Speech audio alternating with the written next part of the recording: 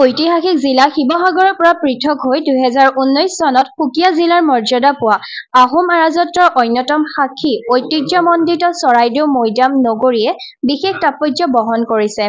যোৱা পেশকত বহু প্ৰতীক্ষাৰ অন্তত ইউনেস্কোৱে এই চৰাইদেউ মৈদাম স্থানক বিশ্বৰ ঐতিহ্য ক্ষেত্ৰৰ বিৰল স্বীকৃতি দিয়াৰ পিছত এই ঠাই এতিয়া অসমৰ এক অন্যতম ঐতিহাসিক পৰ্যটনৰ স্থানলৈ ৰূপান্তৰিত হৈছে। বিশেষকৈ এই স্বীকৃতিৰ পিছতে ভাৰত আৰু অসম চৰকাৰৰ প্ৰত্নতত্ব বিভাগৰ জৰীপৰ পিছতেই এই মনোমোহা ঠাইত এতিয়া দেশ-বিদেশী পৰ্যটকৰ বাবে আৰু বিশেষকৈ ইতিহাসৰ শিক্ষাৰ্থীৰ বাবেও তথ্য সংগ্ৰহৰ বিভিন্ন ছাইনবোৰ্ড আৰু স্বৰ্গদেউসকলৰ ছবি কলা শিল্পৰ মাধ্যমেৰে নতুন প্ৰজন্মৰ মাজত পৰিচয় কৰি দিয়াৰ বাবেও দুই সংশ্লিষ্ট বিভাগে বিশেষ কাৰ্যব্যৱস্থা গ্ৰহণ কৰিছে।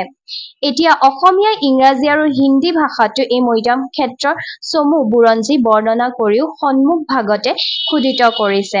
তাৰোপৰি সহজতে ইয়াৰ পৌৰাণিক ইতিহাস 600 বছৰীয়া আহোম ৰাজত্বৰ এক প্ৰতিচ্ছবিও আলোকচিত্ৰৰ প্ৰদৰ্শনেৰে দৰ্শনাৰ্থী আৰু পৰ্যটকৰ বাবেও বিশেষ ব্যৱস্থা কৰিছে জিলা প্ৰশাসনে। নিতৌ আহোমৰ সংস্কৃতি পৰম্পৰাৰে আদি পুৰুষক সেৱা পূজাৰে ভক্তি অৰ্ঘ্য নিবেদন কৰে পুৰোহিতে।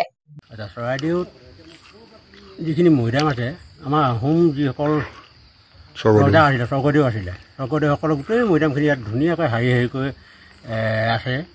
গতিকে এতিয়া বহু পৰ্যটক আহে, বহুত দূৰৰ পৰ্যটক আহে, বিদেশী পৰ্যটক ইয়ালৈ আহে।